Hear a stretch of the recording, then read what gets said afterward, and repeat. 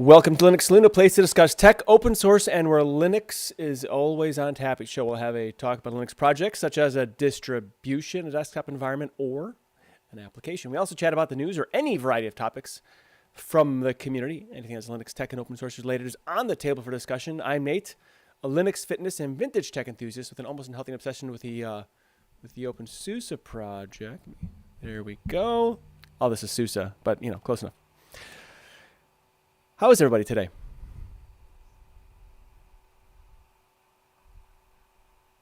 Oh, good. Well, be sure to do the. I didn't. I mean, some people make it. They don't. It happens. It's whatever. Okay, I appreciate that. So be sure to do that straw poll. We have a straw poll. It's about what we're going to do for our next distribution, so you can go ahead and vote on that. This way, when we talk about it next week, so it gives us 2 weeks to work on the distribution this time.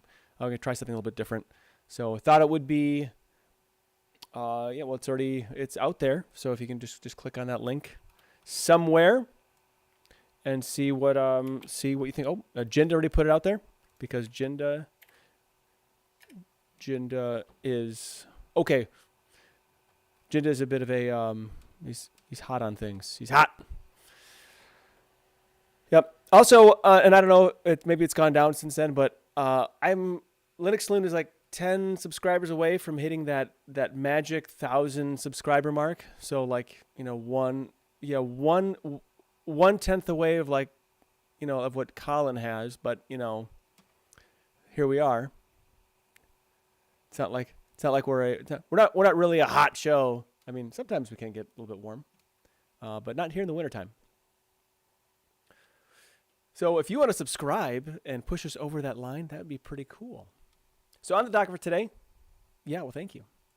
On the docket for today, we're doing our application appetizer terminal extravaganza.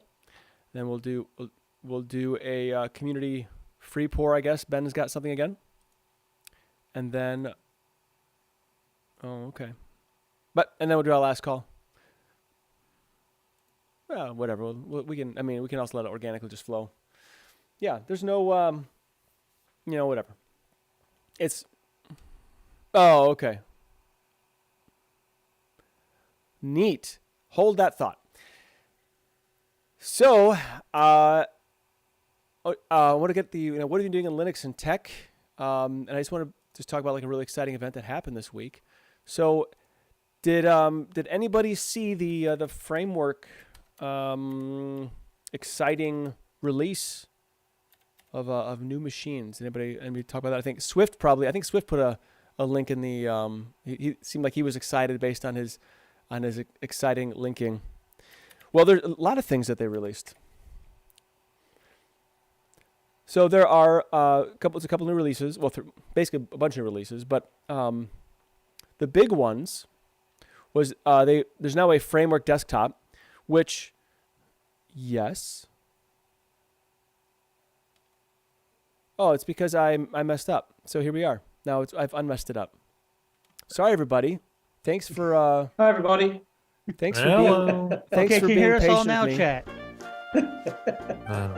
Oh man. Yeah. I was chatting Dave, up can you a hear me, storm. Of course he did. Sorry to interrupt me. I had to bring that up. It's all good. Okay, now, Dave. And then the Excellent. music Thank you, started Dave. playing. So, yeah. Sorry about that, everybody. Anyway, I was just doing a monologue anyway. So what does it matter?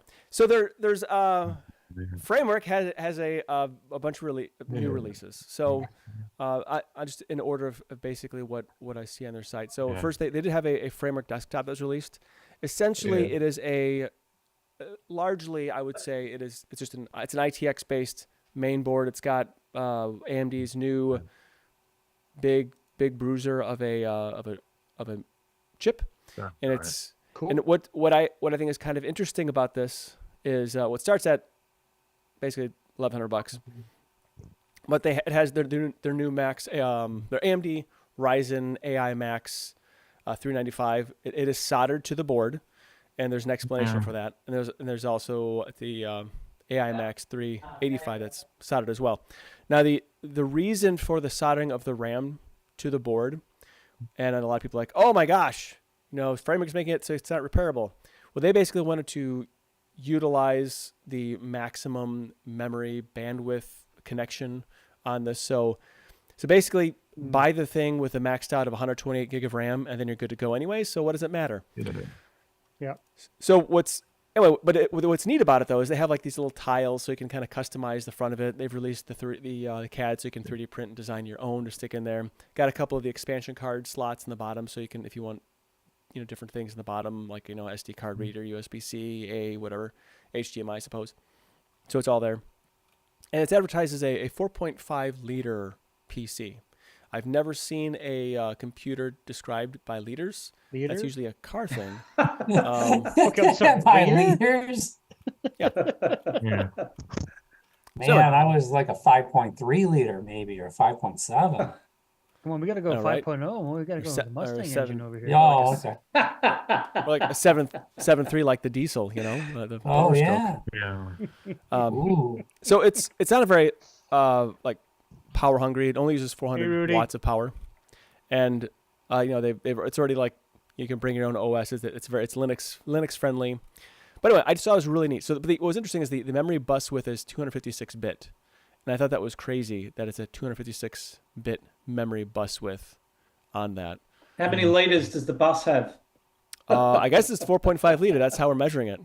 Yeah. But it is just a mini ITX form factor, so you could take that main board and shove it in another case if you want. I measured it out. It's too big for what I could put in my Commodore Imposter here, because that would be pretty cool if it did have a framework main board in That'd it. be cool. Yeah. But it's just too tall. So I'd probably have to change the cooling thing on that. Yeah, anyway, or maybe it's still possible. So anyway, So very cool. Yeah, go ahead. I was just gonna say, is this the same idea that you had with putting a framework mainboard in your daughter's printed PC? Is it like you no. can just use this mainboard in their desktop case? Like they're compatible with the... Yeah, it's essentially just an ITX mainboard is all it is. Just an ITX. It's just a desktop ITX mainboard for this. So it's not like you can take one of their laptop mainboards and put it in this case. No, you couldn't. It's a different series of... See, to me, it would have made more sense if they would have just made a really cool desktop case that worked with the laptop I agree. boards. Now, just Cruise is in. so some of the reasoning for why they did this is because they just wanted to build a system around that particular CPU. That's really the primary driver for it. So they wanted to just, really give her the onions and see what they could do. That's basically why they did it. So they're just really excited about the chip. But I totally agree. That would be neat if there was something more in the Cooler Master case to shove like a Framework 13 mainboard into. That would be pretty cool. The desktop, pretty cool, I think. If you want a desktop computer, I think that's pretty neat. They also have the Framework 12, which I think this is the one that you shared, Swift. So now this is again a different main board, which my concern here is it seems like they are creating some more technical liabilities. I don't know. We'll see how it goes. But to me, this looks like a machine that it might be targeting like schools as far as it being it's a more durable, ruggedized machine that could be utilized like with kids and whatnot. So that's pretty cool. This one also is not going to be a high-end performer. They're using some slightly older, I think like a 12th generation or 13th generation Intel CPUs for it. And so the idea was to get the price point as low as possible. And then this is it's like a 2-in-1, like one of those like turns into a tablet. You can flip it around type machines. So I thought that was really cool as well. And It's tiny. See, when you start talking about the Framework 12, it reminded me. First thing I thought of when I first saw it was when Eric was talking about an HP that he was using it. He said it was really cool. It The made Dell, me I think think. of something like the Dell. yeah, his Latitude. There his we tablet. go. And yeah, I started thinking along those lines, and I was like, "Ooh, I wonder how much RAM it's going to be able to use. I wonder what kind of CPU is going to be in there. And once I saw the specs, I mean, I became even more excited about what it had to offer because it's above and beyond anything that's in that class that I know of. So I'm impressed for that. And there's different colors. I think, I'm sure everyone here remembers when Apple used to create crazy colored computers, like in the late 90s, early 2000s, how it had like the different colors. And I was actually just thinking, and I'm not sure what got me down this path, but computers used to be more fun, like visually more fun at one time, with the different colors, things a little bit crazy, whatnot. So I like the fact that Framework is maybe shifting that way a little bit again, or toward that direction. Because there's, I think, 5 different colors, I think, with this. Yeah, 5 different colors, like a bluish color, a pink, or almost like a bubblegum, black, a silver, and a green. Green looks pretty cool, I would say. Green, green is... Oh, you green. Oh, yeah, I know, right? And then and this has like 4 expansion cards on it as well, so it's the same expansion card system. So that's a common thread now with all of them. And then the Framework Laptop 13 is getting a new main board, and then the price of the existing main boards went down by between $50 and $100, so that was pretty cool as well. So let's get the new AMD AI, whatever. I think the whole the naming thing is just getting stupid. AI. All right. Yeah. Okay, AMD. So anyway, so they have the new AI main boards for that. So that I think is pretty cool because it's more powerful.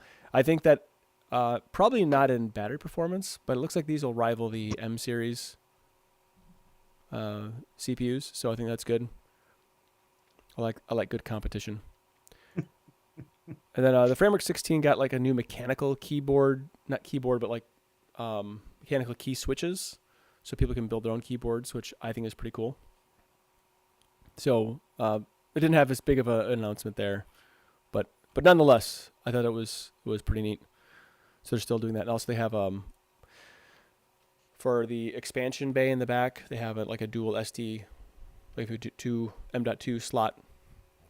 2 M.2 slots that you can put in there. So that I think is also pretty neat, which I'm sure someone else, if you wanted to, you could probably turn that into an Oculink if you want to do external stuff. That would be pretty cool as well, but I haven't seen anything like that. Anyway, so I just thought it was exciting because Framework is growing as a company. They're a repairable laptop. I do feel like there is, the company's got some legs underneath it. My only concern is I hope that they're not making too many different platforms, as it were. You know what I mean? It seems like that there's a little bit of a risk there, but I'm sure they've gone through that, and as long as they keep the Framework 13 going and new boards, I'm pretty happy. And I would have liked to have seen a touchscreen for that. That'd been nice, I think. Yeah, there's a lot of discussion Are they in chat based in right the now US? about colored laptops. Mm-hmm. They're based out of San Francisco, but I think the manufacturing's in Taiwan. Was that for Oh, Framework? okay. Mm-hmm. Yep.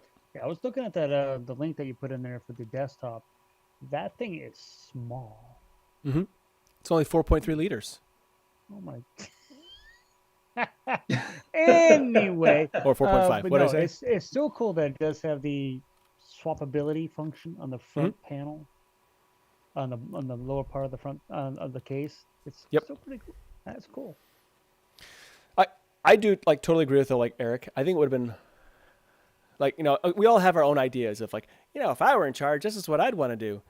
I think right. I do think a proper case to put the main board, the Framework 13 main board. It's a very nice small size, but if there was something like a tower or whatever, you could basically dock that thing into and then give you the different additions that you need off of it. Or I was even thinking, because it has an M.2 slot, you could probably do one of those Oculink connections, and then go actually give PCI expansion right off of it and everything else that you would need. You could do a lot of really neat things if you just took the time to put something together. I think that would have been kind of cool. There might have been some issues of when you go too far into the hobby space, things tend to break and have a lot more, returns and whatnot. That could have been an issue. I don't know. But yeah, I totally agree with you, Eric, on that. I think that would have been That would have been pretty cool. Just as a side question, does anyone here or has anyone here known anyone that's used an external GPU enclosure, like on a laptop, so that you could game? It always I've sounds like it seen- would be a good idea, but I don't know anyone who's actually done it. Yeah, I don't know anybody like personally, but I've seen there was a streamer, I forget who it was, but they did the iGPU thing. It seemed to work fine for their.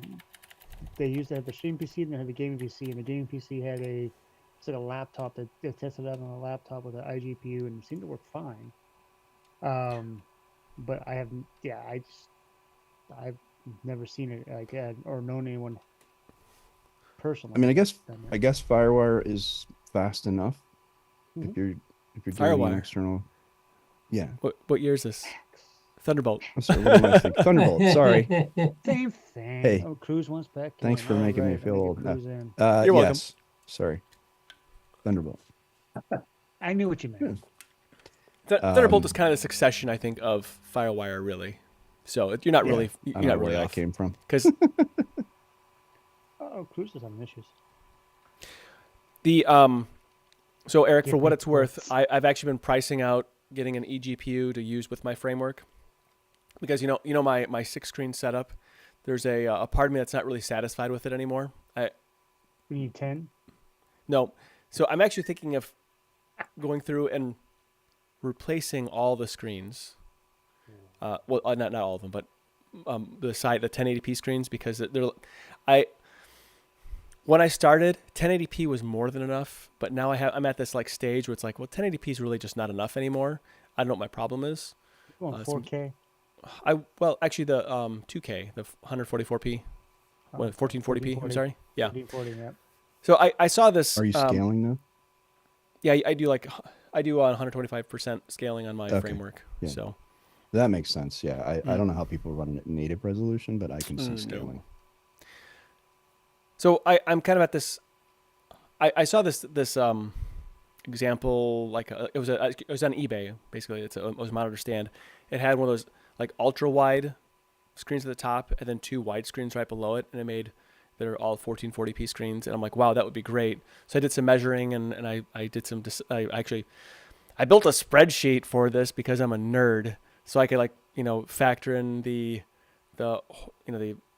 diagonal width and I have an equation for the X and the Y, and then I could get like very close pixel density between the two, and then also a size that would be appropriate for my desk and everything else as well. So I want to run that off of an eGPU. I've got some, I know 2060 is not very powerful anymore, but I got some 2060s just kind of lying around, a couple of them, 2 of them, and I thought it'd be kind of fun to use one of those to power the external monitor, and it would be like a double whammy because it's NVIDIA on a rolling release, so it'd be kind of fun to see how painful that would be. How painful. Yeah, I'm 'Cause still Depending on rocking how- 1080p monitors. 24-inch 1080p, 75 megahertz refresh rate. And I mean, for me, for what I do, derping on the internet, maybe a little World of Warcraft every once in a while, that's all I need. I don't play any of those fancy games or whatever that requires. I don't either. My issue completely is that the framework monitor spoiled me because of just how nice and crisp and clear that higher resolution is.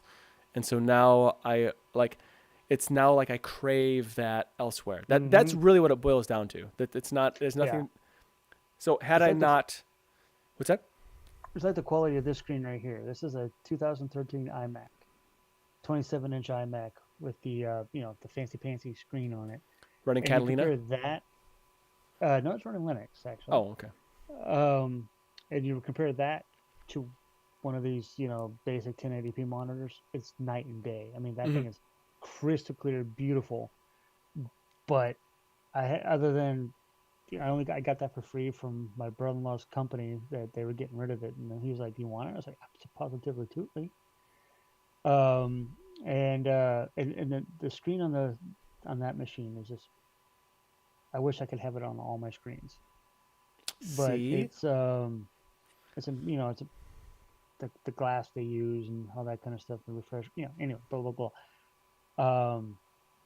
But other than having that and seeing it, and then going back to these monitors, what I use daily, which is just 24-inch, like I said, 24-inch 1080p. For what I do, it's perfect. My brother has the 49-inch ultra wide fancy pantsy 1440p or whatever the heck it is monitor, and I'm like, no, I don't need all that fancy pantsy. Well, I mean, I live behind screens for most of my day, and I want to, I think the less irritating I can make it, the better. The other thing too is I just the way I have it right now, I kind of have to look down a little bit, and I don't think I like that anymore. So I want to look more level. Yeah, you should be eye level. Well, yeah, that's why I want to upgrade my screens. So you don't need to upgrade your screen. You just upgrade your screen setup, like the stands and stuff. I did, and now I need to do it again. But anyway, so anyway, that's gonna come later. But anyway, so Eric, there's a follow up on that. Probably for probably not for a few weeks yet, because I don't have all the components and parts, and I'm very cheap, so I don't like to buy things, necessarily. So I ho-hum about a purchase for months at a time. I know the feeling. Except for Girl Scout cookies. Although they have at Aldi they have those Thin Mint. Yeah, I got suckered. I found the cookie dealers. Yep, see, there you go. He found the cookie dealers too. The cookie mafia. The dealers ambushed me and suckered me into some Thin Mints and things. Well, I've been waiting for them to appear, because my wife got something that said Thin Mint on it, and I immediately thought Thin Mint cookie, and it wasn't a Thin Mint cookie. It was something like a peppermint patty, and it was like, oh no, that's not what I wanted. So ever since then, I've been hoping they would show up, and they did. So yeah, well, I got the email from a family member. Her daughter is a Girl Scout, and she was selling, so I ordered I got like 16 packs of cookies. Then I brought them up to tomorrow. I'm going up to the local. I'm going to go play Magic the Gathering.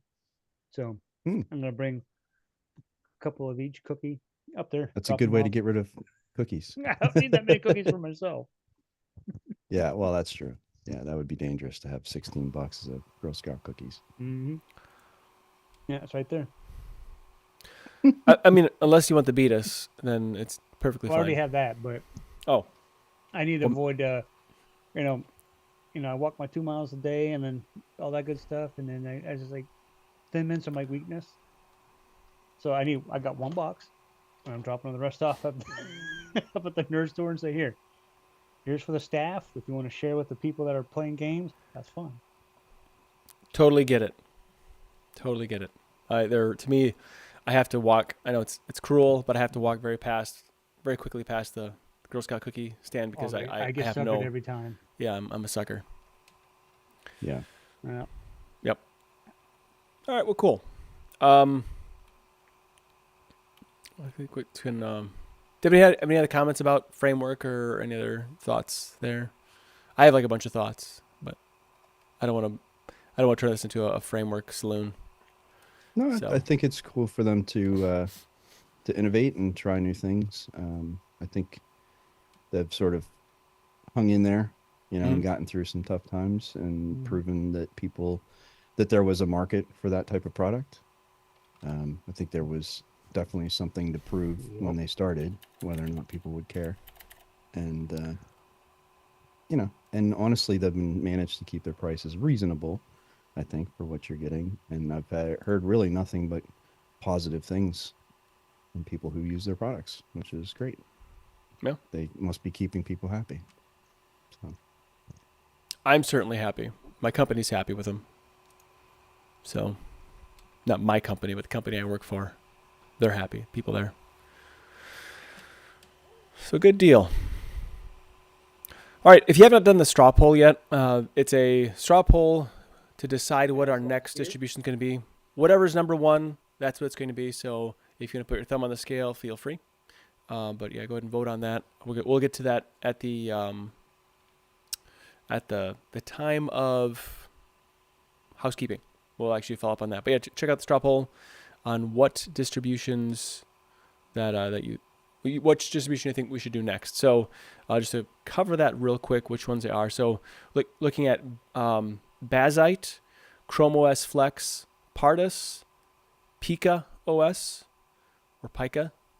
Is Pica like when you eat hair, like you have a problem where you eat hair, something like that?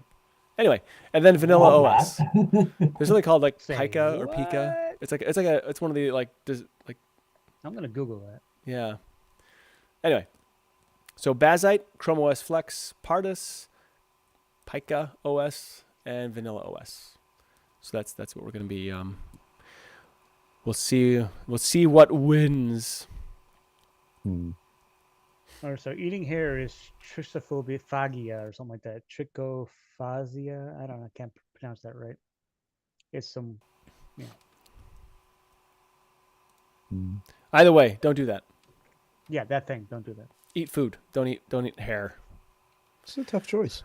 I'm not sure. Well, it's a disorder, so they can't actually. Yeah, it's so convenient to eat hair. All I got to do is go up here to find it.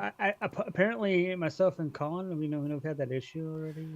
Well, maybe you guys have that problem, and then you just Yeah. That's why you grew a beard, because you needed a better snack. Mm-hmm. Well, this is for beard chicken. Ah, for leftovers. Hey, dude. Yep, exactly. Not for me, but for the cats. Oh, yeah. Got it.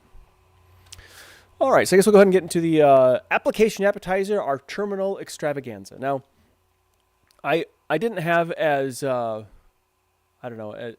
much fun as I was expecting to have with it. Like, week got away from me, so I only really played with a couple of them. But anyways, I guess let's kind of start with the first one. Now, the first application that was brought forward was actually from Servan. He's on here tonight, but it was the Starship, the cross-shell prompt. Did anybody happen to utilize that at all? well, I played with a couple of things in it. Okay. I didn't do anything really at all except for install it and try a couple things out. It looks like fun, actually, but I just wasn't in the mood, I guess. Yeah, no, I get it. Sometimes that just happens. I think my problem where I got hung up was, and I don't know what, like, I started reading it, and then my concern was that I was going to basically mess up my bash prompt, and I was doing a lot of stuff in bash, and it was probably like a nothing burger, and it's like totally me being irrational, and just having like a because like I have like a production machine. I could have like used it in like a distro box. I didn't even know why. I did it in a VM, so I didn't care. Oh, okay. Well, there's that. I just did it in a VM. I wasn't about to try it anywhere else. Right. Sorry, I always try everything in a VM or distro box or something before I try it myself anywhere. I'm not That's why I have paranoid. multiple machines. There's no excuse for me not to. How about that? I would feel lazy if I didn't. Right. No, I totally get it. So you go ahead. I'm sorry. I was gonna say I wasn't here last week, so I didn't try any of this stuff. That's all right. So the neat thing about it is it does plug into, you can use it on Android, BSD, Linux, Mac OS, and Windows. So I guess I put that in alphabetical order there. They did not have a Commodore 64 font for that, so it's too bad. I'm kidding.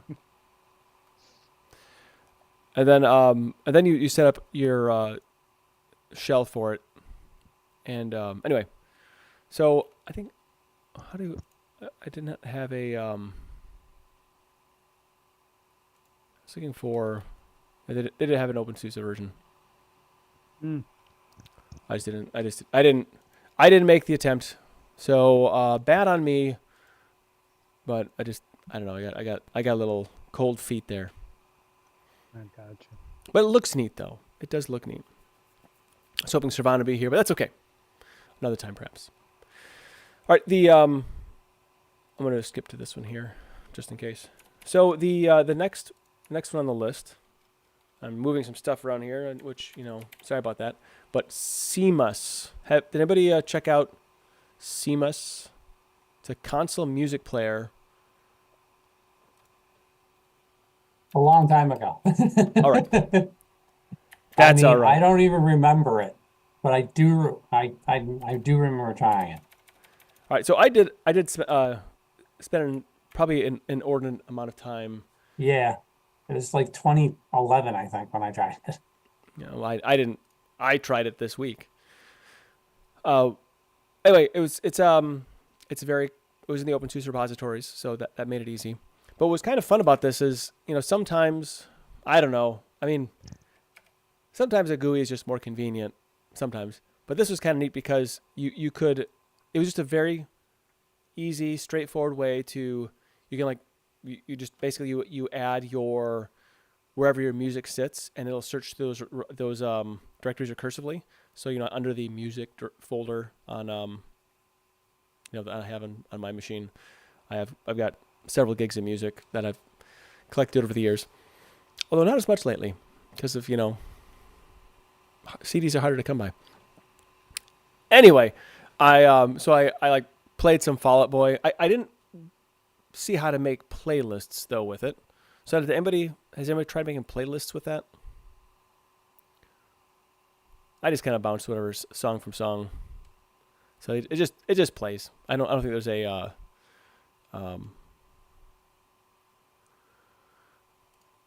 weird. Okay. So there's a it made it's fine for searching around looking for music. So like I played some like Fall Out Boy because that's kind of my jam dog. But anyway, it works very well. I used it in like the drop down Yawquake. It's kind of fun. So you can like drop Yawquake down, jump to a song, put it back up, do whatever you're doing, and then the interaction of it's really easy to do. You can just between arrow keys and tab, and then you can just hit enter or spacebar, whatever it was, to start playing music. I think it was spacebar, and then also start and stop with C. So if you need to stop the music or whatever, it was easy to do. Be cool if there was a Plasma plugin for it, but there isn't. So you could stop it with like the Plasma integration. So I thought that was pretty cool. On the website, it says it has play queue. Oh, does so it? I don't know if you could find that anywhere. It says it's got a play queue, yeah. It also has ReplayGain support.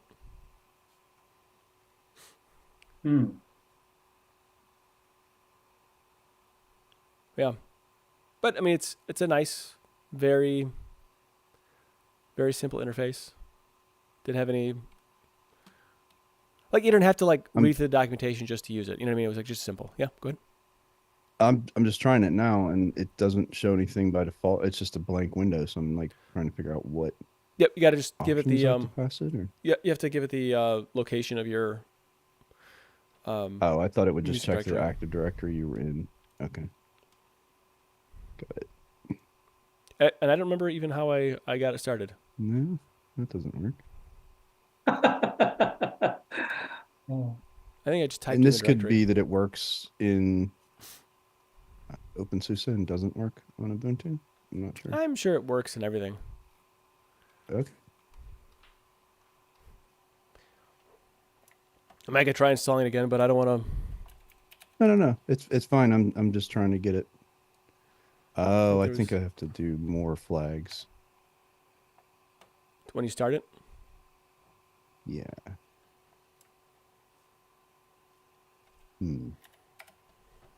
Okay, I'm just gonna play around with it because why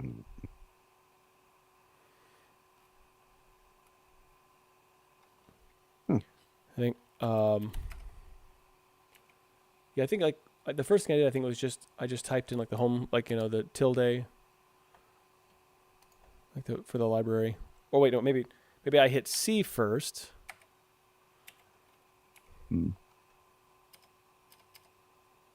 Yeah, it's just not showing me anything even when I give it a path. I'm doing something wrong, I'm sure, but I just installed it from. It's got a tutorial there. If you type man space cmus dash tutorial, it says it's got a tutorial, or man cmus. Yeah. Oh, I think I have to do add home. It's like colon add music. Yep, there we go. So you do colon add space and then the path. That will. Oh, get once it it's to- open. Yep. Okay, colon. There we go. Colon add. It actually it'd be says right nice on the if top they- what you got to do. Does it? Yeah. So, No, Steve, not on mine. Mine says nothing. Mine literally just has a blank window. It doesn't tell me anything. Well, that's rude. Yeah, and colon add doesn't do anything. So maybe it's just It's- broken on. It's I just colon add space then the path for it. Well, anyway, I thought it was pretty cool. I do like the Oh, okay, that did work, but it didn't. Yeah, that was not intuitive. Okay, sounds good. anyway. It's something to play with. Yeah. So yeah, if you want a good terminal, I think it's a good terminal music player. If you want such I've things been using Jellyfin. in the terminal. I got it set up on my No, I just installed it on my Raspberry Pi and plugged my music into it, so I can walk around with my phone and constantly listen to music all I want. The only trouble is what? So you have it play music from Jellyfin. You just stream it on your phone from the Yeah, Jellyfin yeah. server? You, Okay. you download the application and it'll play the music for you. The only problem is the Raspberry Pi has such little power. It takes so long for it to load the music collection. Could get that high-powered framework machine and put Jellyfin on that. Yeah, I guess I could. I still have to play with Jellyfin. That's on my list of things to do. It's been on my list It for was like 5 only years. a pain with the restrictions, like those silly restrictions on what drive it could see or something silly. Oh, okay. Yeah, I eventually got it to work, and I have no idea what I did. That's another Plex, right? That's Yeah, Yes. it's like a Plex, right? Plex. Yeah, I think it's like Plex. Yeah, It is. yeah, it's essentially the same thing as Plex. You set up servers so you can, stream videos, music, et cetera, et cetera. yeah, it does all that. And it puts a bunch of icons though on all the music, like at random, like random people's faces. I guess if it doesn't know what it is, which I thought was kind of odd. That is odd. So I just installed cmus and I just did colon add space and the path to your music, and that comes up. Sweet. So it wasn't just me. No. I got it to work. It just you said there were instructions and there were no instructions on mine, so I had no idea how to do it. Yeah. Like it just opened a blank window, and it's like not a great user experience. It took You're me a just while supposed to almost know, Eric. You just got to know. Yeah, if you're talking Sorry. about jellyfin or whatever that is, yeah, it took me a while to figure that out too. Yeah, It's the terminal. What do you expect? I want everything. And then some. So there's a question here. It's based on a music app.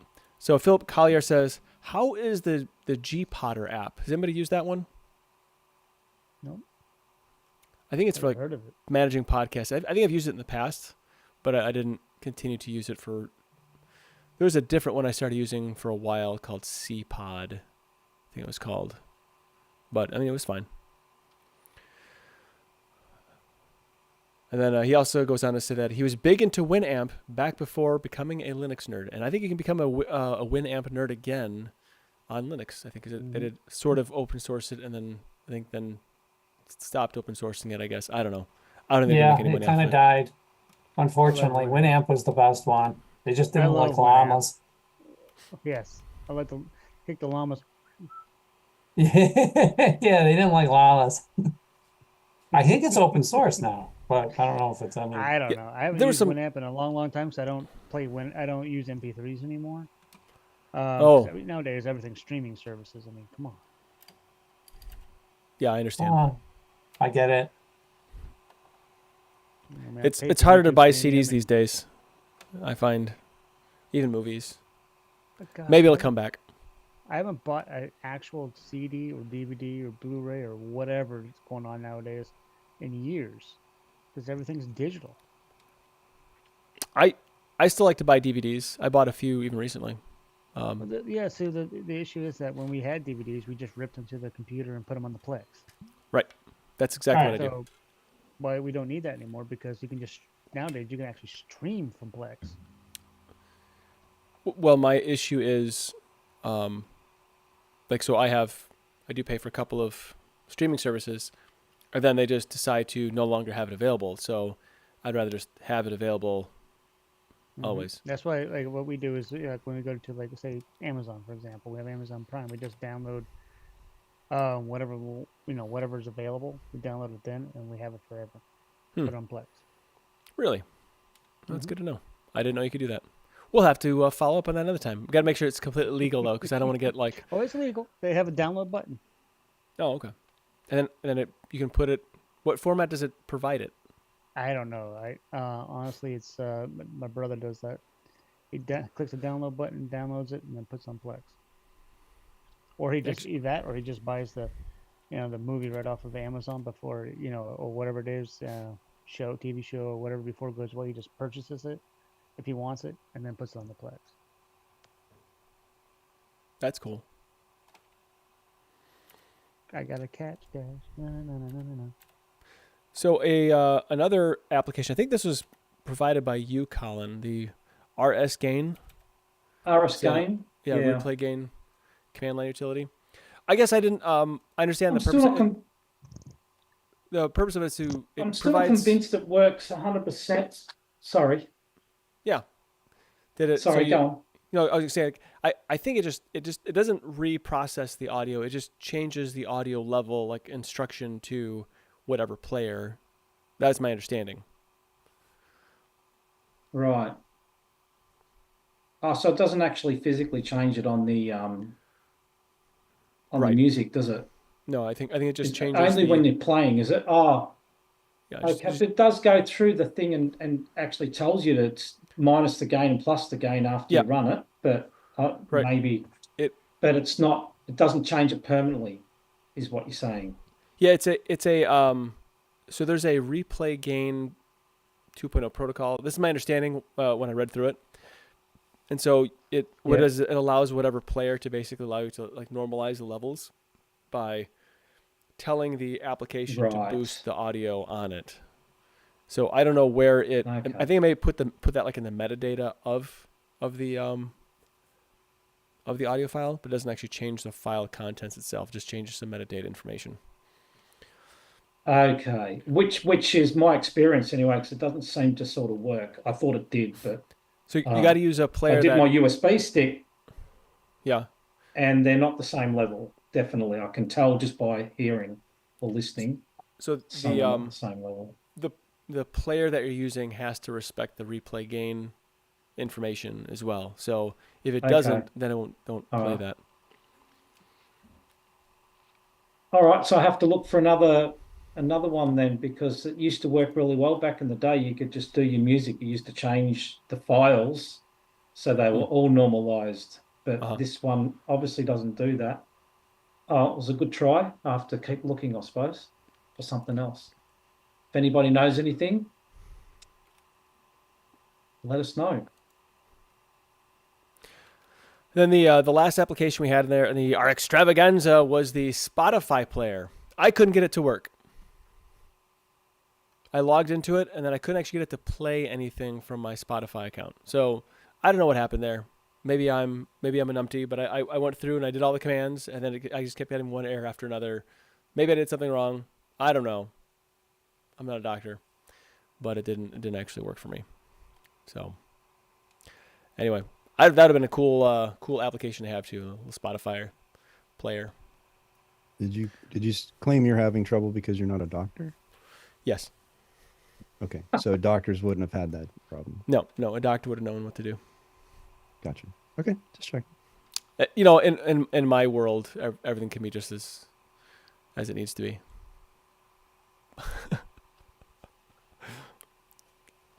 So, Anyway, did anybody get the Spotify player working, or is there another maybe Spotify player out there that someone else has tried in the terminal? I don't know. I just not to be a unfun, but the application just kind of sort of works really well. So I just don't bother with the terminal one. Although I don't really listen to Spotify all that much, so Yeah, well, I don't know. So I find I'm more of a YouTube music if I'm going to listen to music, or actual terrestrial radio, like in the car. That's probably listening to most of my music. mm-hmm. So I listen to radio. Yeah, weird like that. Yeah. YouTube's where I listen to 99.9% of my music. I mean, it works well, and people can share playlists, and I guess I do Spotify too, just not as much. I guess the kids like the Spotify if you're younger, a younger audience, perhaps. Anyway. I think it's one of those things that's just a brand that that's where most people probably get their music, especially younger people, just because it's recognizable. Yeah, it seemed like Pandora was the thing, and then now all of a sudden Spotify, and I don't know like what the Yeah. And there's some others. There's SoundCloud, has some interesting stuff. Yep. And I think there are some for people who want higher fidelity, or higher bit rates and things like that. But for the most part, I think the general just, chunk of humanity that has Spotify available tends to move towards that. And Spotify has, I think, some undue influence in the way that, music has basically been made recently because of what streaming music gets, how much you get paid for that versus doing live shows. And used to be, I just watched the whole thing on this. That's why it's in my head. But I guess it used to be that, shows were a loss lead. Like you really didn't make any money from shows. You made them for album sales. And now you don't make anything because you don't really sell albums anymore. You just stream. So you really make money at concerts or from merchandise and stuff like that. So kind of flipped. Yeah. So Arch Penguin says, I buy my music straight from the band at the show. And I wonder, now I'd like to know if he buys the CDs. They still I've heard press of people CDs? doing that too. Even if you stream the music, you'll still support the artist by buying their music from their website or something. Mhm. And so pay, $20 or whatever for a CD copy, or even just a legal Digital unencumbered download. Yeah. Yeah. Yeah. Something I've noticed is a lot of the bands that I used to purchase from, they don't really do albums. Like they'll release Physical one media. here. Yeah, they'll release like a song here, a song there, a song there. They don't really release Oh, an I see what album you're of saying. songs. Yeah, yeah. They're all I gotcha. singles. They're not really albums anymore. So I guess Yeah, gone are the days of like popping the CD in your little Discman with the cassette adapter, in the car, and playing a brand new CD that you just picked up for like $15-$20 from what was that? What were some of those stores besides Walmart? There's like in the mall. Wasn't This- BMG one or something Yeah, like that? but Or, I thought they're like a mail-in. yeah.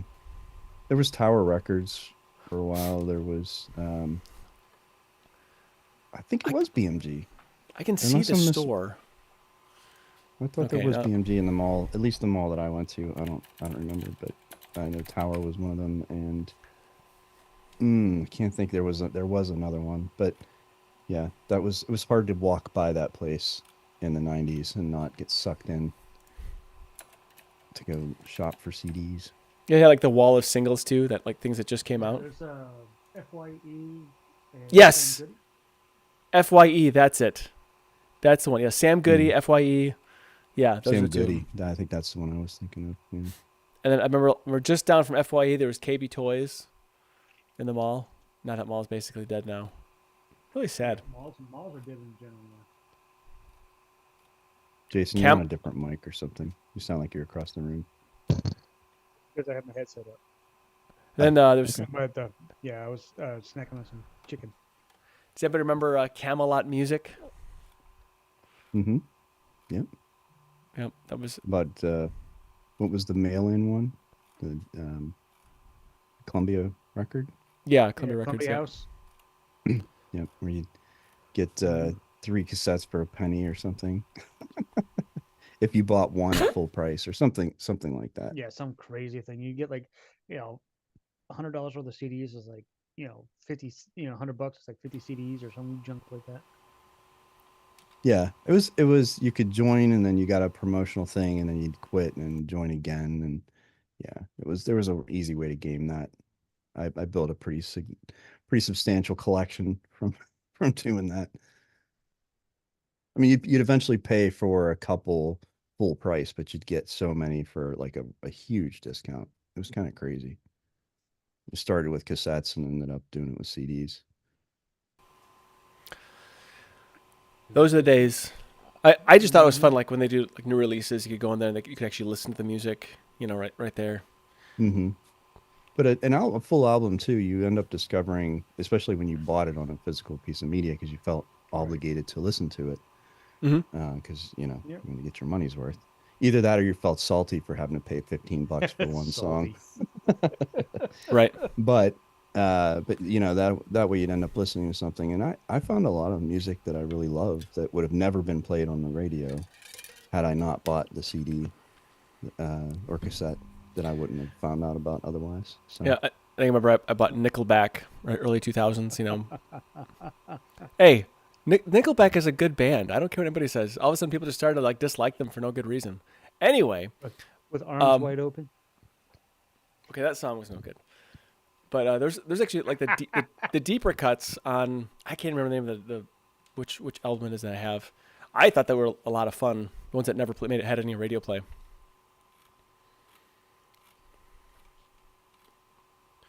Don't feel bad. I loved a lot of music that other people hated. Nickelback isn't one of them. It isn't anything personal against them. I just don't like their music. But there are plenty of bands that I love that people are like, that is such garbage music. But I grew up loving Queen. Oh, what everybody loves Queen. Yeah. Oh, good. I mean, the guitar alone is worth listening to Queen. Mm-hmm. They had talent. And then they really did. Mm-hmm. Yeah, absolutely. Yeah, I was talking to one of my kids' friends' parents about them taking guitar lessons and how they thought it was so cool that like they would learn things from the Beatles and then from like modern stuff and 80s and 90s. It was sort of skipped all around because guitar's been popular in pop music for such a long time. It's such a wide array of music to choose from, and how it that sort of spans time for younger people to learn all the, I guess, classical music at this point. All right, Jinda, get one of those guitars off the wall there and let's hear something. Unfortunately, I cannot do it at all. It's kind of like why people play golf. They're not good at it. They'll never be good at it. They just do it. And that's kind of like where I am at with that. I can make a lot of noise, but nothing appealing. It's all right, as long as you enjoy doing it. Yeah, I try to do it every once in a while to clear my mind. I thought it would be a good distraction because it's something I never did in my entire life. It is so far off something I would ever do. Yeah. So it's not a symphony, but more of a cacophony. Is that what you're saying? Pretty much, yeah. It's pretty bad. But the thing is that everyone that tells me, "Oh yeah, I can play the guitar," they sound horrible too. Unless like a couple of guys in my life, I think I've heard play that actually can. It's not an easy thing to pick up. It takes a lot of time, a lot of practice. Oh, and the other thing, it destroys your fingers. Yeah. My fingers, I mean, I played this thing, I think I just picked it up on like Wednesday, and I can still feel it in my finger. I believe it. Yeah, I have friends that have all the callus, the really thick callus on their fingers. Yeah. So, Gotta I'm work up to assuming that. they can play though. they have practiced a long time, and I think a lot of people end up plateauing. I mean, I think on one hand, there's a certain amount of talent, right? Right. Um, and on the other, there is definitely a lot of practice that needs to go in, and I think one of those two things derails most people.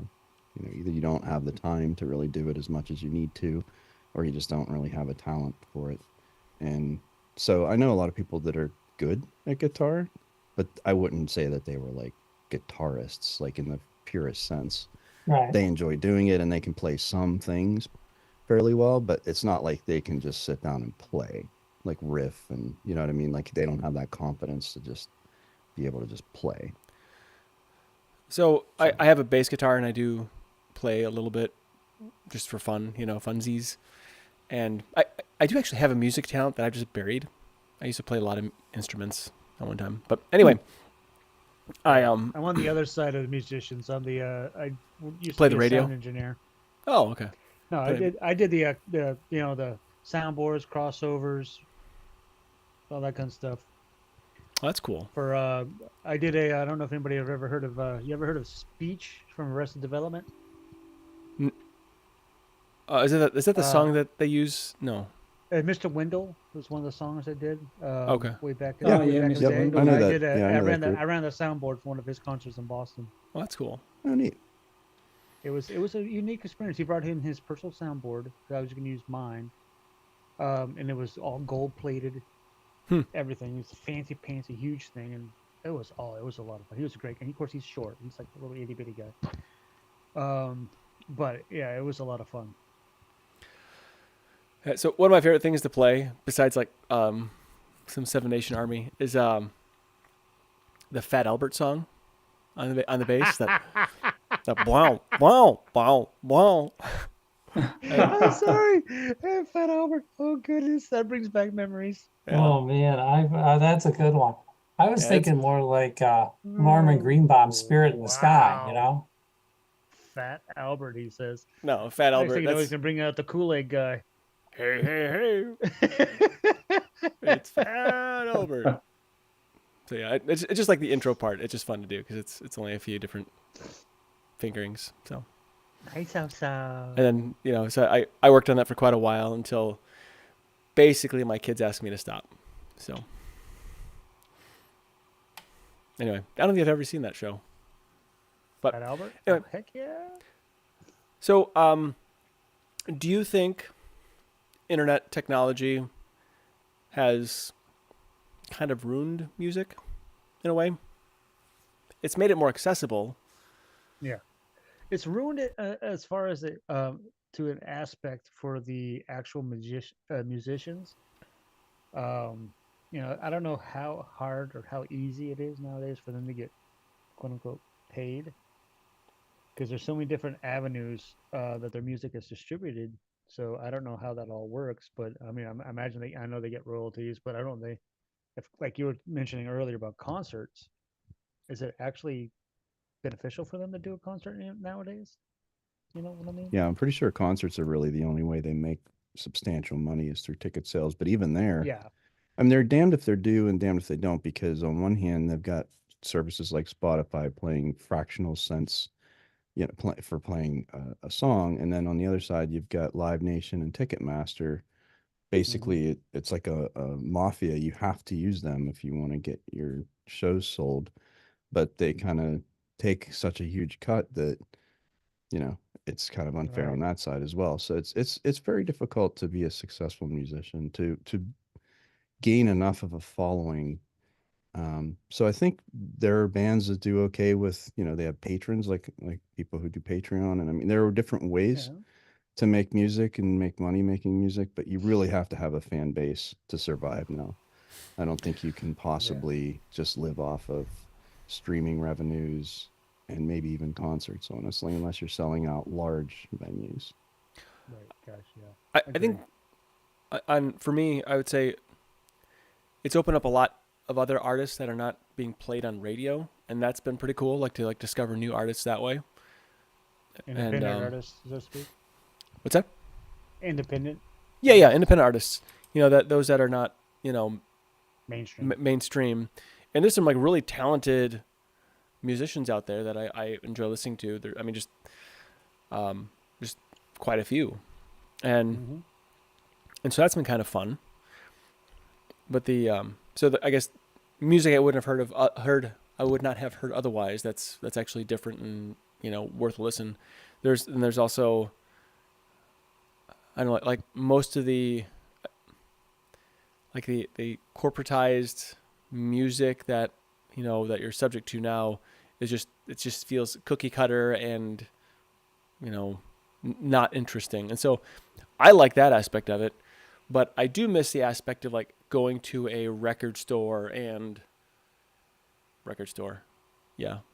Going to a store to buy music, and or even like going through old albums, which those still exist. Like some of those like retro shops still, they have their niche cut out for them.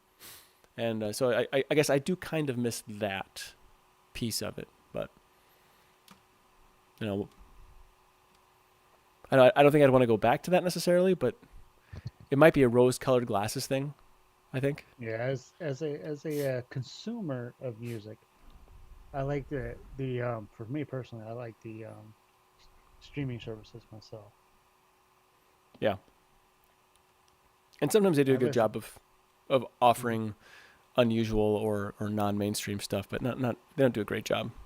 Yeah, you go to YouTube, you can look up anything, and there's, if you go to the YouTube, if you have YouTube Music, go to there and just search pretty much whatever you want, and just turn it into a radio station, and it plays like music the same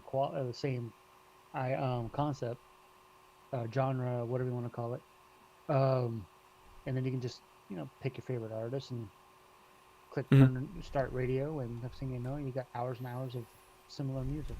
Yeah. No entertaining DJs though. I'm my own DJ. Hey, Mr. DJ, put a record on. And Oh, cool. I listen to tons of music. Yeah, actually, I noticed like this week, I kind of got tired of talk radio / podcasts, and I was doing a lot more music this week. And do you ever go through those like experiences? Yeah. And nothing against podcasts. I like podcasts, but like I just didn't. It's like I didn't have like the mental energy to absorb any more information. I just wanted to listen to music and just relax, I guess. But well, all right. I think maybe I've killed that conversation. Our general music talk there. All right. So I guess we'll hop into housekeeping to talk about what's coming on, and the so not next week. Next week is going to be an open mic night, but the week after that. The week after that. I like the thought of that, Nate. Well, that's what we do. The week after that, we're going to do a distribution exploration. So in 2 weeks, a distribution exploration. In 2 weeks is a distro, yeah. Yep. So I thought it would be cool or nifty or whatever to instead of how we'll discuss it and, pitter patter about it, whatever, since I've got a lot of distribution suggestions, that if we just put it to a straw poll and see what what people would like to actually look at. So try and make it a little bit more. Okay, Jen, you beat me to it again. I think we should do that from now on, Nate. Make it a little bit more fun. Yeah, I think so. I think we'll do that. Can I throw it out there and just let that people... way, that way it's more interactive and more open to the public, so to speak. Well, it's just as open. It's maybe a little more interactive. I think more that engagement interaction. Type of, yeah. If I what like might that. interest people. So, All right. So I guess we'll go ahead and look at the votes. And so it looks like number one with 31.25% is Bazzite. Yeah. And then Pardus came in second, Vanilla OS, then Pika OS or Pika, and then Chrome OS Flex. Now, the order in which that I was most interested was Bazzite and then Chrome OS Flex. So I guess I got overruled on that one. Anyway, so what do you guys think about trying out Bazzite? Is that I love it. I think I've that's great. I've never touched anything Fedora based, truth be told. okay? So I didn't actually. I didn't. this will be a hectic new experience for me. All right. So I guess what's interesting here is it's not really, because it's a custom Fedora Atomic image built with cloud native technology that brings the best of Linux gaming to all of your devices, including your favorite handheld. What's my favorite handheld? Oh damn! Nintendo Switch. Really? I'm kidding. That was a joke. Haha. The Arch Penguin in the chat was telling me it's a very good gaming OS.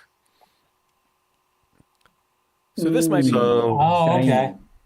So it's for your handheld. Yep. I was gonna actually ask, does it matter if we did Bazzite or Bluefin? Because they're basically the same thing, just with a different set of packages installed. It's the same Oh, it is. basic technology. Okay. Yeah, Bluefin. They're all sort of an offshoot of Bluefin. Silverblue, right? Uh-huh. Yeah. Oh, so Bazzite, right. yeah. Okay. So they're all off of Silverblue. So Bazzite is sort of more of the developer-y Yeah, general desktop usage yeah. distribution, and then Bazzite is more sort of turnkey gaming. But yeah, they're using the same Fedora base. They're using the same atomic structure. They're using the same Yeah. underlying Yeah. mechanisms for installing software and all that stuff. So it's not a huge difference, other than whether you're like trying to game or not. The week after that, we're going to do a distribution exploration. So in 2 weeks, a distribution exploration. Somebody is got. Somebody's got their volume on. Weird. Yeah. Somebody's got their volume on. It's like, why am I hearing myself sound like it's coming out of a can? Sorry, I was playing the thing there, and I Oh, forgot to turn the okay. volume on. Oh, My bad. There we are. Confused. There you go. Upgrade fearlessly. Roll back fearlessly. There you go. Bazzite. Fearlessly. Atomic. This is the new word these days, the new buzzword, isn't it? Atomic. Atomic, yes. Supposed to be. Yeah, it had been. Yeah.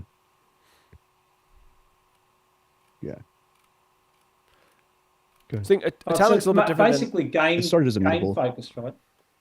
It started as a mutable, and then they started saying composable is another way, and then atomic is another. They're not necessarily 100% analogous, but they all speak of having like the system as an image, and then you're either using like AB boot to like replace, which is like how Android works. You download a. So it's new version basically of it, immutable and then, yeah. Tries Atomic. to boot into it. Yeah, exactly. Yeah. Oh. Okay. Hmm. They just keep bringing up new words. It's hard to. Yeah, and if you figure look at out Bazzite, what they're talking about sometimes. it says. Right. Yeah, it says Bazzite is a custom Fedora Atomic image built in. If you click Fedora Atomic, then that shows you Silverblue, Kinoite, which is the KDE version, Sway, which is obviously Sway, Budgie, and then. It'll be interesting. Interesting. So those are all based on that. And then yeah, if you were to also look at Bluefin, Yeah, so I guess, if you want to do Bluefin or whatever, if that makes more sense for you. I think what's interesting about this too is they have Waydroid built into it. So you can have Android applications installed in it as well. That I think is pretty cool. So I'm gonna try that on. I'm gonna try this on my Steam Deck. I'm going to I'm gonna get an SD card for my Steam Deck, like a 256 gigabyte one. Because I'm probably not gonna replace Steam OS, but it'd be kind of fun to try it out and then install it on the SD card and see how that goes. So we'll see how it goes. Cool. And then this means that I'm gonna hold my my oldest to this, but he said if we did Bazzite, he might join us on a Linux Saloon because that would interest him. So yeah, he said he won't turn his camera on. That's fine. due to embarrassment. probably embarrassed by me. I'm guessing. Embarrassed by his dad. Oh, snap. I try to embarrass him in public as much as possible. That's your role as a dad. Yeah, that's pretty much what it is. Yeah. That's right. Yeah. Whoever Yeah, I'm with, exactly. I try to embarrass in the public, though. So just to clarify real quick, so on Bluefin's website in the FAQ, it says, what if I want to use KDE? It says Aurora is similar to Bluefin, but uses KDE instead. And then it also talks about, also check out Bazzite if you want enthusiast grade gaming experience. So they're all. Oh, okay. So it's all projects. across the board.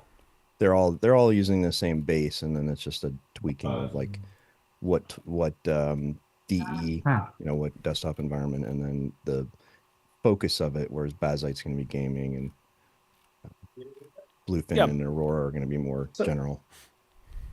Well, it already So has you choose the Box desktop Buddy, too. upon. Yeah, just have Box Buddy. What did you say, So Colin? do you choose the desktop upon installation or not? No, that's why you're choosing Is it- either. No. If you want, so Oh, Bluefin you've is got to choose your GNOME. desktop. Yeah, you're- Oh, I mean, if you just want to limit it to Bazzite, and then we all just do Bazzite, that's fine. But if you don't game, then you're probably not gonna. You're not going to get much out of I'm it. confused. Bazzite is, if you use Bazzite, what desktop do you get? KDE. Yeah, KDE.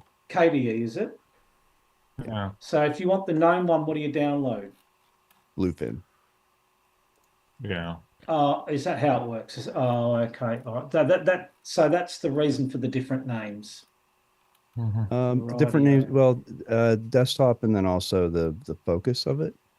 So again, Bazzite is very much like gaming specific, and if you want like a turnkey gaming distro, that's what Bazzite's trying to do.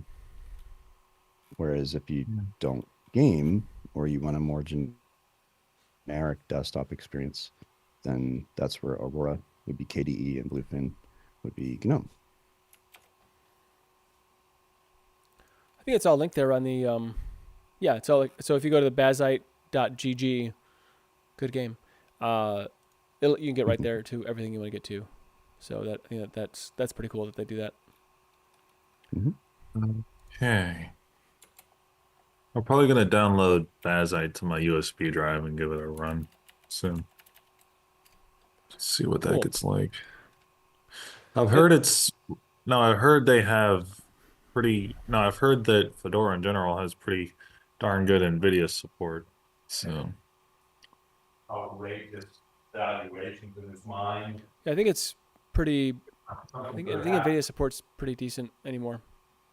I think. I don't know. well, I'll in find out. general. Yeah. So speaking of gaming, Anna Rita says, I play Super Mario 1, 2, 3, that 1980s games, and Star Topics and Unchanged Waters. Those are my only childhood games, as I was poor back then, and an 11-year-old. I think most of us were. I think it was standard fare to be poor in the 80s. Yeah. And I absolutely do love those Super Mario games. So Philip Collier says they are so clean. I'm assuming the atomic says the atomic and transactional switching. So I think that is pretty cool. Yeah, I think Adam Grubbs said he would build images for specific machines atomically using GitHub or something like that, and then he would have a custom built atomic OS that he would put on his machines. And so Arch Penguin says, yeah, my only real issue with Bazzite was them removing software without my permission. I wonder if that's because you would add software, maybe not the way that they want you to, and then every time you got a new image, it probably would wipe it out. That's probably my Either guess. that, or they changed whatever was default in the image, and they just stopped shipping something that was already in the image. That's possible. Yeah. Yeah. Either way, I mean, what you said is just as plausible. Right. It is a That you possible. overlaid it.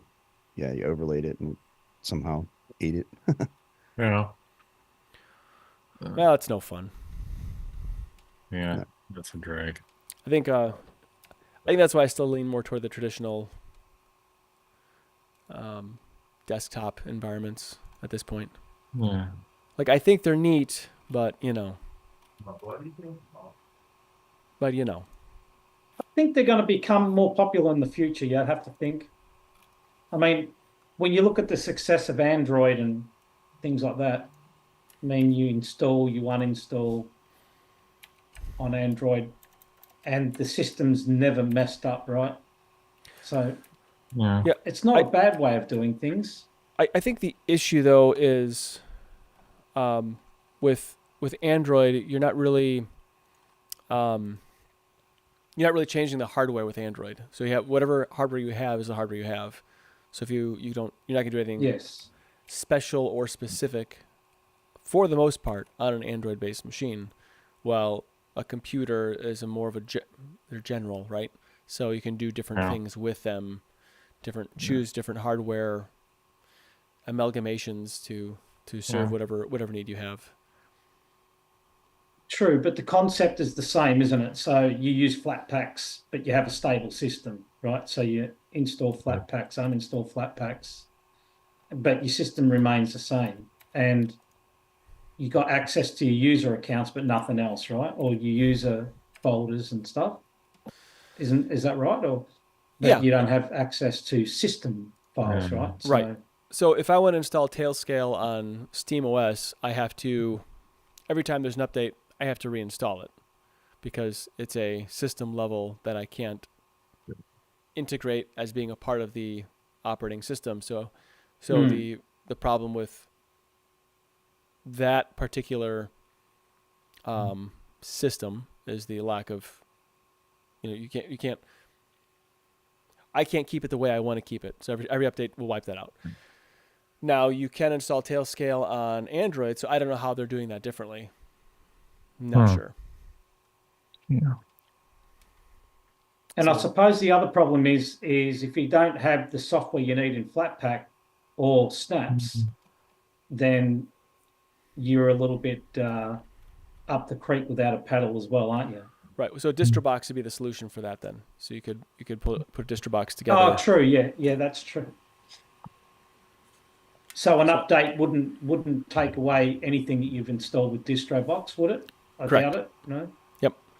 I mean, it is an Okay. extra. All right. All right. So that's where hoop. DistroBox comes into hand. Yep. It's an extra hoop to jump through, All right. but for those that like that workflow, it's fine.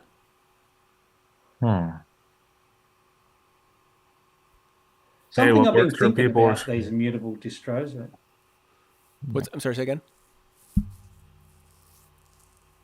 Colin. I don't know who was talking. It was me and Ben, was it? It was an accident. Go ahead. I was just saying it's something I've been sort of thinking about for a while is to maybe try a immutable system long term. The only one that comes to mind is Vanilla OS. I think that's a Vanilla OS or the Fedora one, Silverblue, because those two have been around probably the longest, I think. Maybe I'm wrong about that, but they're the only two that I've pretty much seen around for a while. Yeah. Yeah, it's interesting stuff, for sure. Yeah. Well, all right. So 2 weeks from now, Bazzite will be doing that, an exploration of that. I'm going to take the time to put on my Steam Deck on an SD card, so I won't complain about performance just based on that reason. And then next week is an open mic night, so Yeah. yay. Also, if you have any suggestions, whether they're discussion suggestions, distro suggestions, application appetizer, or poll ideas, feel free to send them to suggestions@linuxsaloon.com. And also, if you're sending me information about increasing my SEO on linuxsaloon.com, please stop. It's not going to change anything.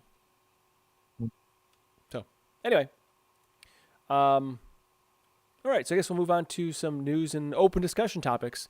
So what I wanted to kick it off with was something that was in the, I think Eris put into the news feed on Telegram.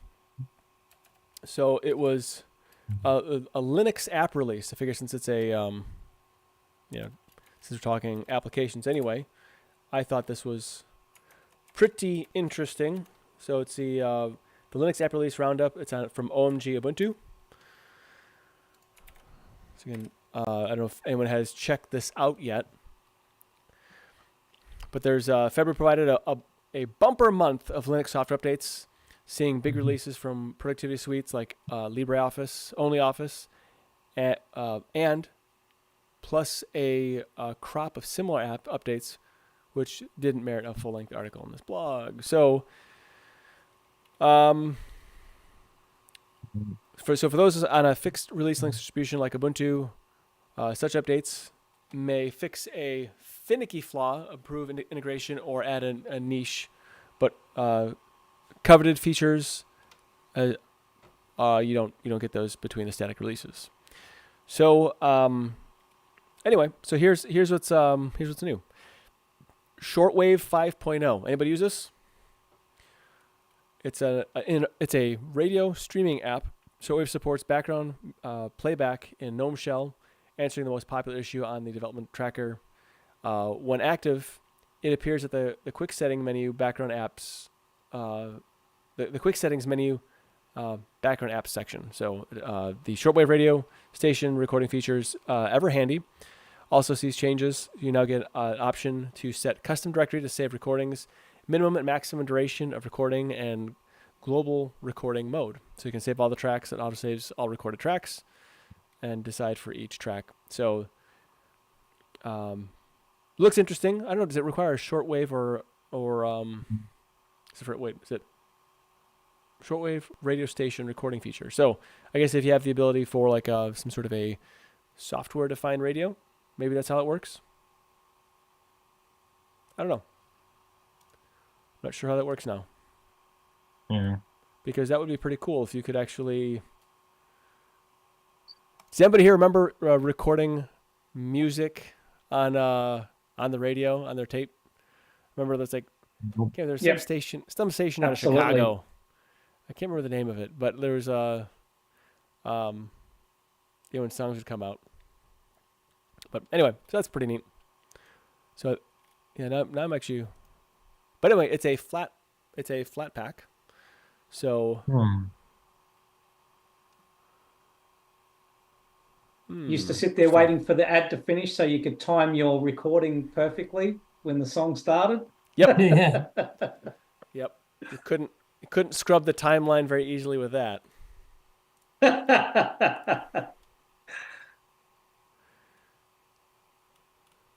All right, so here's another application. It looks like a GNOME application as well.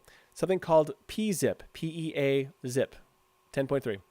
So it says, most of you reading this post will make use of the desktop environment's distro bundled file archiving tool, which is File Roller in Ubuntu. So I think Plasma has something that's built into it for extracting, compressing, and browsing the contents of archive files like zips, tars, rar, etc. Those with advanced archive managing needs may prefer something more powerful, such as PZip, a new version which was released this month. It brings 25% faster startup times and reduced memory usage by 20%, offers context menu integration in GNOME and KDE Plasma desktops, and expands its tar support with support for auto browsing of compressed archives. Elsewhere, the version 10.3 update, its bundle theme, improved error handling, progress display, and managing of non-ASCII characters and passwords, and is able to open VMware, OVA, and Minecraft container files such as MPack and MC add-on. That's interesting.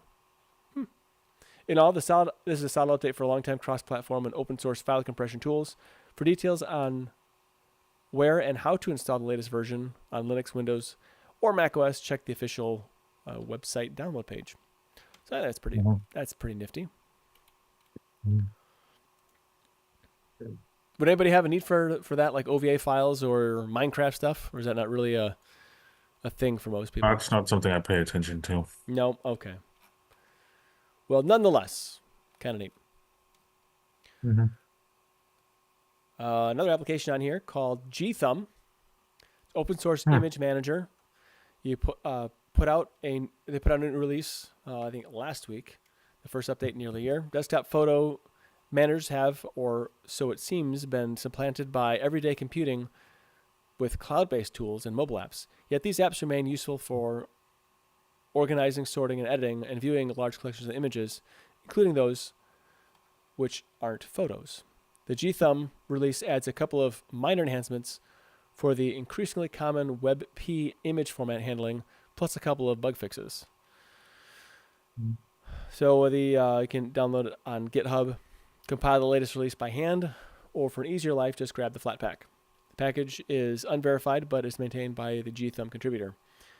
If the latest feature fixes don't sound essential to you, Ubuntu 24.04 LTS and 24.10 both offer gthumb version 3.12.6 in its repositories. So you can install that with sudo apt install gthumb. Yeah. Does anybody use local photo managers like that at all? No. No, Yeah, I I do. tend. You do? I tend to use my file system. Yeah. Primarily. Yeah. Me too. So, and I sort them by year, and then sometimes by like event. So that I find that. Oh, sorry, you mean sorting them out? Oh, I thought you meant just using in general. No, I'm just saying. I sort them out. I don't like. These photo managers don't seem to do anything for me. Like I think use no. The Google Photos thing. I think is just absolutely the worst. And so I can never find anything. If it's old, I'm not finding it because or it takes forever to find it. But it's a lot easier for me to find it on my file system.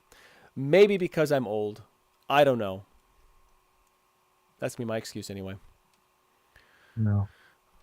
It's a good way to manage everything on your computer is file system, I believe. That's why I get a bit annoyed with the file system on Android because it's just not like your normal desktop.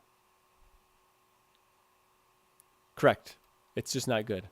So it looks like Anarita, Yeah. she uses gthumb for a photo manager app. Do you take a lot of photos, Anarita? I wonder. Steve Rayon says, shot well.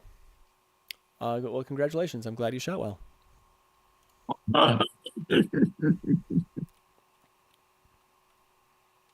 That is a weird way of putting things. Well, it is a saloon. He took a couple shots. Oh, Yeah. God. He does. Philip Collier says, I'm like Nate, just folders and a good viewer app. Yeah, that to me works just as well. I mean, just like I just use Dolphin to scan through them real quick and I can see, because I can remember like usually what year it was that happened. And then it's very easy to find it from there. So Handbrake has a new version, 1.9.2. So if you're an avid fan of open source video compression tool like Handbrake, the latest update adds a few important sounding bug fixes and features which may be worth upgrading for. So Handbrake now supports muxing NVENC, AV1, and VCNA1. I know what NVENC is, I don't know what the other one is. And WebM containers, improves support for SRT subtitle files with overlapping subtitles, fixes AC3 and EAC3, extra data, and MKV, and updates its AVI1 video decoding library to the libdav1d 1.5.1. So that's a lot of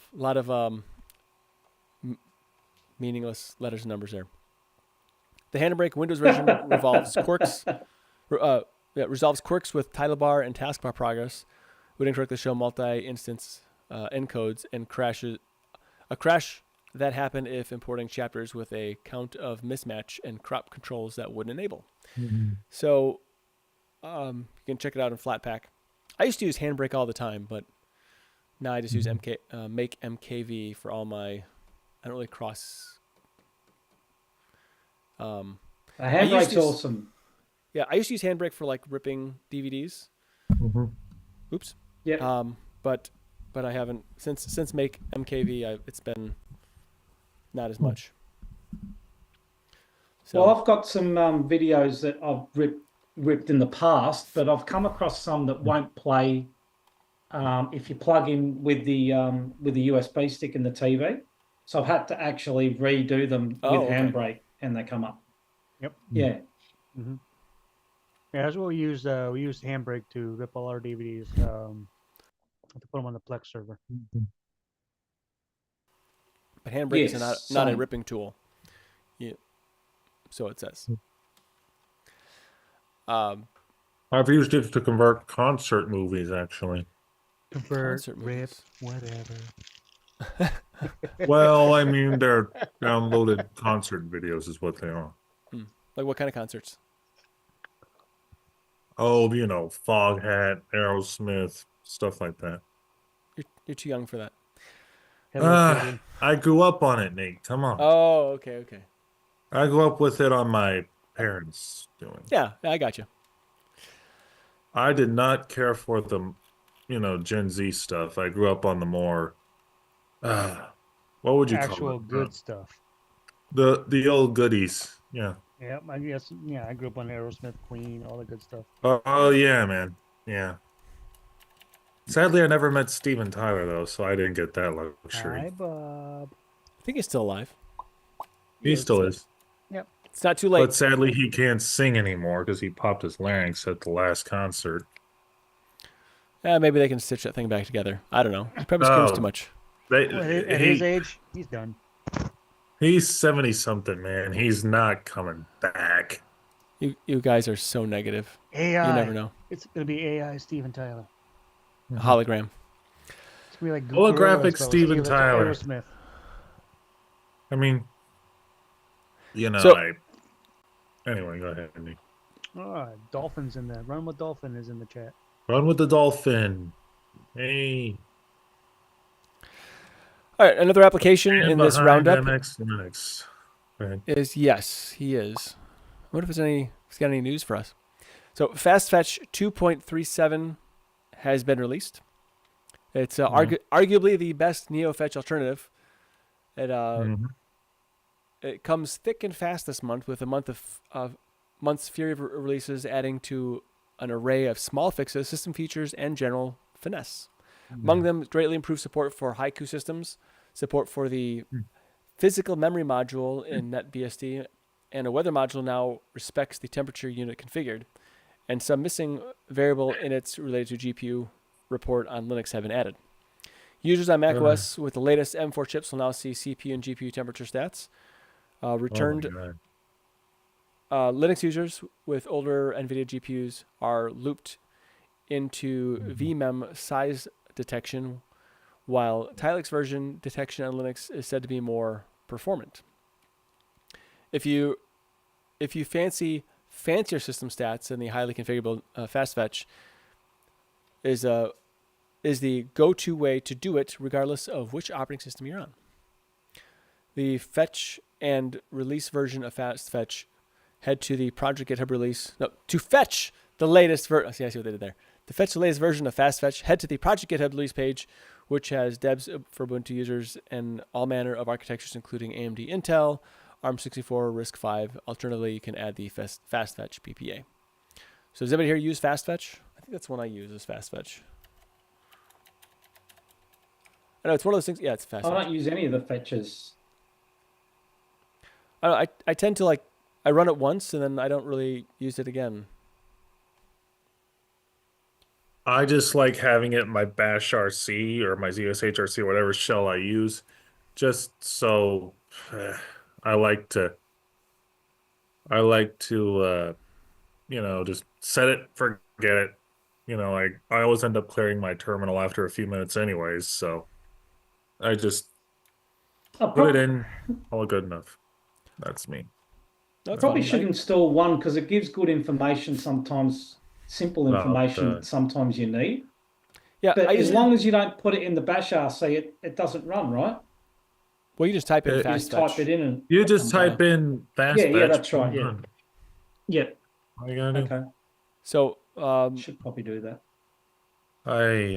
It's just kind of just what I use it for probably mostly is is this one running Wayland or X? Oh, okay, Wayland. There we go. Yeah, that's right. Yeah. Yeah, good one. Yeah. It tells you what Let me install it. version you're under too. Yeah. But all right. And then the last application on the list is Amarok 3.2.2. Isn't that KD's music player? I think. Yes, I thought they stopped developing it. So music fans enjoy the recent-ish revival of the classic cute music player. Amarok will be pleased to hear a new version is available, 3.2.2. It's a second bug fix release for the Amarok 3.2 series. composed of mostly minor bug fixes. However, the update finally answers a feature request filed back in 2009, so they were not in a hurry, by preserving collection browser order when adding tracks to a playlist, including when drag and dropping tracks from the collection browser. MAC 3.2.2 is likely to be the last version with Qt 5 or KF5 support, as development efforts switch to Qt 6 and KD Framework 6 ahead of the upcoming 3.3 release. So want to try it out? You can fetch the source code, compile it by hand, or if you're feeling a little pressed for time, you can get the flat pack on FlatHub. So that is the roundup there. Mhm. I do run Amarok. That's like my go-to music player. What version is running right now? I'm going to find out here. Let's see. You know what version is running? The version Three- you're using. 3.2.2. That's what I'm using. Neat. I tried Amarok. It died. It didn't keep up. Oh. Did- Yeah. It Yeah, didn't- my music collection killed it. It used to do that on me some time ago. Yeah. Yeah. Oh, well, maybe it's fixed it by then, but I stopped using it. It was a while ago. Well, hello, Zoe. All right, so I think some maybe less fun news. Bad news, I guess. Apple pulls end-to-end encryption in UK, spurring backdoors for government spying. The heck? Yep. Well, it's a requirement to keep their actual be able to stay in the UK. Really? Yeah. UK required it. Otherwise, no more Apple sales in the UK. Which That's nuts, man. I guess what the arguments are: if you have nothing to hide, then you have no reason for encryption. Or and since there are no bad people, no one's going to try and access your information. And also, government can be completely trusted because government never Always, yes. government never do anything. Yeah, that's right. Yeah. To No. I hate to say, Nate, Nope. but I beg to differ. Yes. That's just my stake Yeah. on that. yeah. So I can't back that one. what was I don't remember where I read this or who said it, but like, show me the person, I'll show you the crime. It was one of those if you dig hard enough, you can build a criminal case against somebody, Right. anybody. So after the United Kingdom demanded that Apple created a backdoor that would allow government officials globally to spy on encrypted data, Apple decided to simply turn off encryption services in the UK rather than risk exposing customers to snooping. Apple had previously allowed end-to-end encryption of data on UK devices through its advanced data protection tool, but that ended Friday, as spokesperson said in a lengthy statement. Apple can no longer offer advanced data protection in the United Kingdom to new users, and current UK users will eventually need to disable the security feature, Apple said. The UK Investigatory Power Act has been dubbed a snooper charter. The Financial Times reported granting the UK government powers to access the encrypted data of Apple's customers anywhere in the world, including in the US. That's frightening. So according to Apple, That's scary. complying with UK law could have enabled not just government officials, but also bad actors to gain access to encrypted data. True. Critics including the U.S. tech industry group, the Computer and Communication Industries Association, had further warned that the recent Salt Typhoon breach had made it clear that the end-to-end encryption may be the only safeguard against standing between Americans' sensitive personal and business data and foreign adversaries. So we're greatly disappointed by the protections provided by ADP will not be available for customers in the UK, given that continuing rise of data breaches and other threats to customer privacy, Apple said. Enhancing the security of cloud storage with end-to-end encryption is more urgent than ever before. For UK Apple users, some data can still be encrypted. iCloud, Keychain, and Health iMessage and FaceTime will remain end-to-end encrypted by default, but other iCloud services will not be encrypted effective immediately, including iCloud backup, iCloud Drive, photos, notes, reminders, Safari bookmarks, Siri shortcuts, voice memos, wallet passes, and Freeform. In the future, Apple hopes to restore data protection in the UK, but the company refuses to ever build a backdoor for government officials. Apple remains committed to offering our users the highest level of security for their personal data, and hopeful that we'll be able to do so in the future in the United Kingdom, Apple said. As we have said many times before, we have never built a backdoor or master key to any of our products or services, and we never will. No. So I think Apple should have probably just stood up to the UK government and just said no. They did before, didn't they? Yeah, they have. I mean, Apple's been pretty good about standing up to misbehaving governments like that. So I don't understand why they didn't this time. It's too bad. So Way too bad. Yep. Well. But anyway, so it's something to think about. I don't know what that's going to mean for Android. I'm sure Android stuff will follow suit, because if Apple caves, I'm sure others will cave too. Not good. Well, what can you do? We should end it on a positive note. Ben, you got a new phone? Yes, my good friends. I know this is probably going to be the unpopular thing, but I got a 16 Pro iPhone today. And, you know, there was a couple of Samsung phones there, and I grew up on iOS. I just couldn't take the plunge, you know. So That's fine. I went with what I like and what I'm used to, and that was iPhone. And I've been using this thing all day, and I am very pleased with it. And you know, oh man, I'm in love with the damn thing. I gotta tell you, man, this thing, it's like a whole new world has opened up for me, you know. And I mean, the thing that sold me on it was not just the huge screen and the, you know, performance, the etc., but, you know, I came from a 14 Pro previously, and that thing, within 3 years of use, every day, constantly, just finally the battery just caved and was starting to show signs of decrepity and all this kind of stuff, and it was just dying. So I finally said, Dad, we got to do something about this. So I was originally going to go with the new 16E that just came out yesterday, but my dad surprised me and stepped up the game a little bit, or a lot, I should say. And we waited around for 2 whole hours at the store because it was so backed up and stuff. And we went with the 16 Pro. And I was not expecting that. And they had only this gold color model in there, but that's okay because, you know, I'm not worried about it because I have a kit. I'm going to buy a case on Amazon or something. And that's what he does. So, you know, the color doesn't really matter in the end. And I'm happy with it, you know. And the only thing really left to do is put a case on the sucker and we're set, you know. And I did do a backup of everything and pulled it all down, and she's good to go. So yeah. Well, neat. It's always fun to get new hardware, like a phone. And so, you know, and Zoe's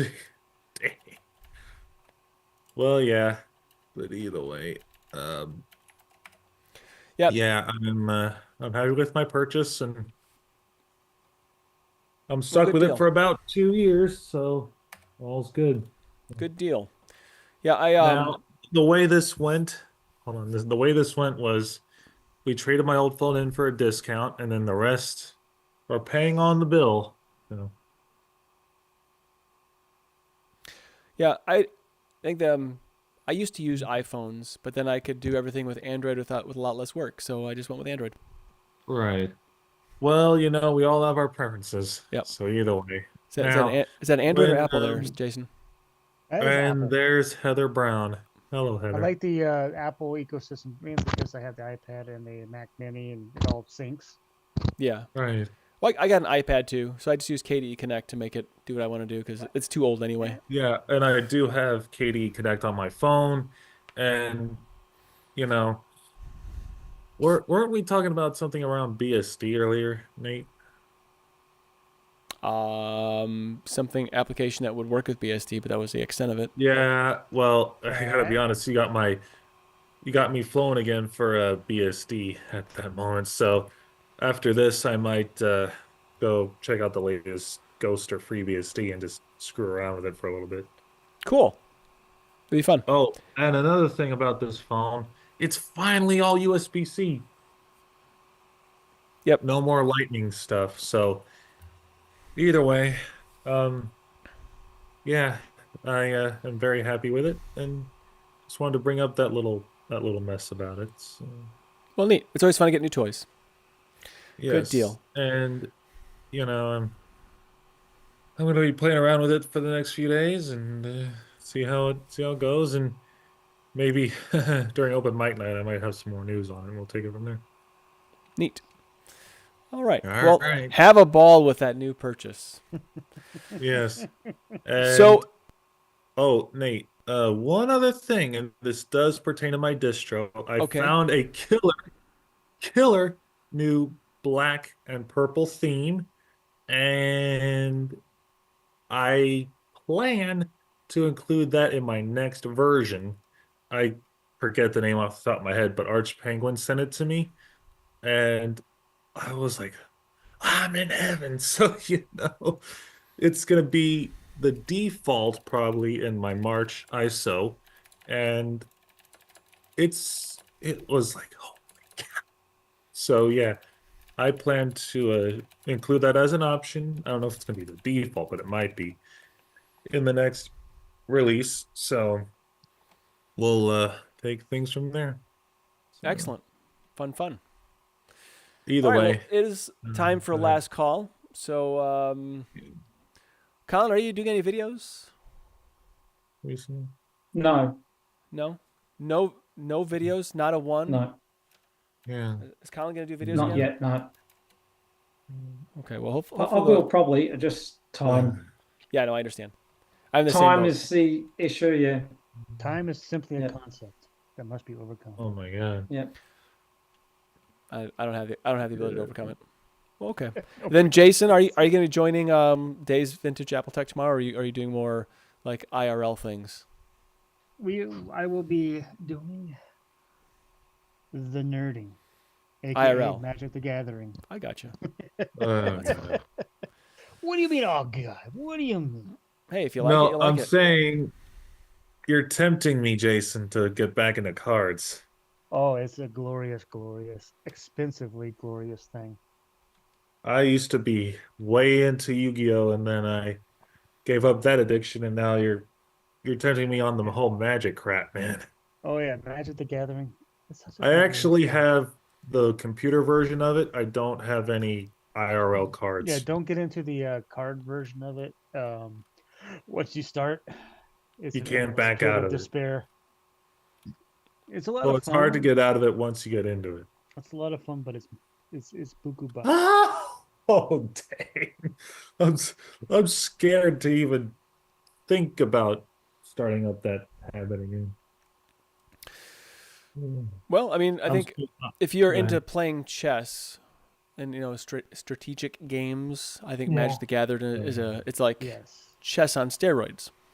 It's It's like just chess on a. I'm not Yeah, good at Magic it. the Gathering is the thing that if you want to keep your brain healthy, you want to do this because it is. I thought that was so Sudoku. I'm only much into the cards on the computer. I'm not into, I just finally grew out of. I started Yu-Gi-Oh when I was 11, and I finally, a few years ago, just said, I can't do this anymore. I get it. Yeah, Jen, do you have any? and, I'm sorry. Yeah. I I want kind to close. of lost my way into Lost Magic your train of Gathering thought. things for a few years, and then got back into the last couple years, and sometimes I wish I didn't. But either way, we'll continue that after the closing. Sure. Jen, do you have anything going on? Anything exciting besides playing guitar? No, I'm definitely not playing the guitar. Oh, come on. I'm sorry, guys. Close out the but stream like that one guy. Wasn't there a guy that used to play guitar at the end of streams? yeah, I Scrapjaw. unfortunately, And in fact, yeah, he can play the guitar. yeah, he's really good. In fact, Yeah, he was really good. I saw Scrapjaw on another podcast, like at one of the biggest social commentary podcasts out there. I was like, just happened to have it. I'm like, oh, that's Scrapjaw, and he's got like, it's like 100,000 concurrent listeners right now. So of course he doesn't have time for Linux Saloon anymore. God. So, or concurrent viewers, whatever. So it's on Timcast IRL. Wow. All right. Well, I'm on a podcast called Linux Out Loud. You can check that out. I think our last episode we talked about a variety of things to include my my tale of tinkering tech framework fiasco. I think I talked about that. But anyway, you can check that out. Linux User Space, they are back at it, so check them out. linuxuserspace.show or lus.sh. Didn't they do a Gen 2 segment at one point? Yes. I have a website called cubiclink.com. You can check out whenever I do articles there to include my framework fiasco. You can check that out. So Linux Saloon is part of the Tux Digital Network, so check out more great shows at tuxdigital.com. I want to thank you all for your support, however you do it, being a part of the conversation in both this Zoom meeting here or on the YouTube stream, as well as everyone for watching the show after the fact. I want to thank everyone involved in making Linux and open source tools possible for us to not only have this conversation, but also to have fun and enjoy our technology. Linux truly puts personal back in a personal computer. Thank you for stopping by. Be sure to tip your developers, and please remember to Linux responsibly.